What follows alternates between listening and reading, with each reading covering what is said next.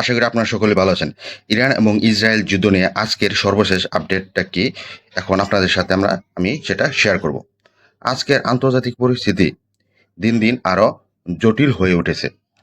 Iran ও ইসরায়েলের মধ্যে চলমান উত্তেজনা এখন নতুন এক পর্যায়ে পৌঁছেছে।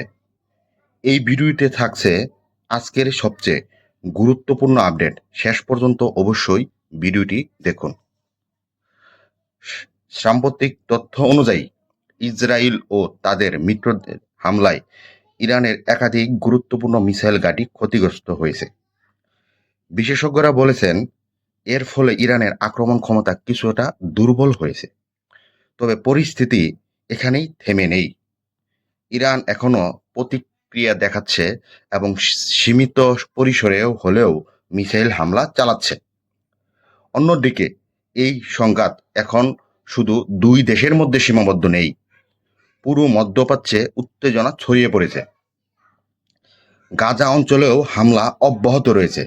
বিভিন্ন রিপোর্ট অনুযায়ী সাধারণ মানুষ সবচেয়ে বেশি ক্ষতিগ্রস্ত হচ্ছে এবং মানবিক সংকট আরও গভীর হচ্ছে। এছাড়া আশেপাশের কিছু গ্রুপ ও দেশও পরোক্ষভাবে এই সংঘাতে জড়িয়ে পড়েছে, যার কারণে পরিস্থিতি আরও অনিশ্চিত হয়ে উঠেছে। বিশেষজ্ঞরা সতর্ক করেছেন, এই যুদ্ধ দীর্ঘমেয়াদে পুরো অঞ্চলের স্থিতিশীলতা নষ্ট করতে পারে। বিশ্বের বড় বড় দেশগুলো এই পরিস্থিতি নিয়ে গভীর উদ্বেগ প্রকাশ করেছে। কেউ কেউ যুদ্ধ বন্ধে কূটনৈতিক সমাধানের কথা বলছে, আবার কেউ সরাসরি পক্ষ নিয়ে অবস্থান নিচ্ছে। যুক্তরাষ্ট্রের পক্ষ থেকে ইঙ্গিত দেওয়া হয়েছে যে এই সংঘাত আরও কিছুদিন চলতে পারে। এদিকে বিশ্ব অর্থনীতি ও জ্বালানি বাজারেও এর প্রভাব পড়তে শুরু করেছে। বর্তমান পরিস্থিতি বিশ্লেষণ করলে কয়েকটি সম্ভাবনা সামনে আসে। প্রথমত, যুদ্ধ আরও বড় আকার নিতে পারে এবং নতুন দেশ যুক্ত হতে পারে। দ্বিতীয়ত, আন্তর্জাতিক চাপের কারণে হঠাৎ করেই শান্তি আলোচনা শুরু হতে পারে।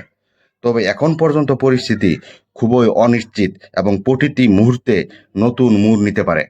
সব মিলিয়ে ইরান ও ইসরায়েলের সংঘাত এখন বিশ্ব রাজনীতির অন্যতম বড় ইস্যু হয়ে দাঁড়িয়েছে। পরিস্থিতি দ্রুত পরিবর্তন হচ্ছে, তাই আপডেট জানতে আমাদের সঙ্গে থাকুন। আপনার মতামত কি? এই যুদ্ধ কোথায় গিয়ে থামবে বলে মনে করে তা কমেন্টসে জানান।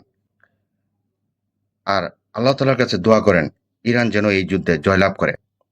আমাদের দেশের কিছু তথাকথিত হুজুর ইরান ইরান এবং আমাদের মাঝে শিয়া সুন্নির একটা বিভেদ দিয়ে ইরানের মুসলমানদেরকে তারা ডিভাইডেড করার চেষ্টা করছে। প্রকৃতপক্ষে আপনার বিবেক এবং আমাদের বিবেক কি বলে দেখেন?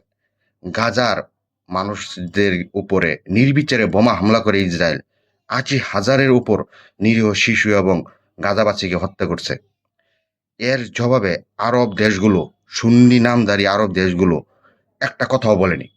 অথচ ইরান শিয়া হয়েও এই গাজা ইসরায়েলের আগ্রাসনের বিরুদ্ধে তারা জোর প্রতিবাদ জানিয়েছে এবং ইরান গাজার হয়ে ইসরায়েলে অ্যাটাক পর্যন্ত করেছে।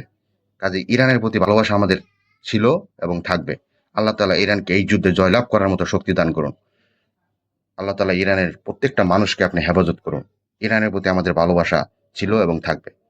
জয় ইরান! ইরান জিন্দাবাদ! সকলে ইরানের জন্য দোয়া করুন। ভালো থাকেন, সুস্থ থাকেন। দেখা হবে পরবর্তী ভিডিওতে।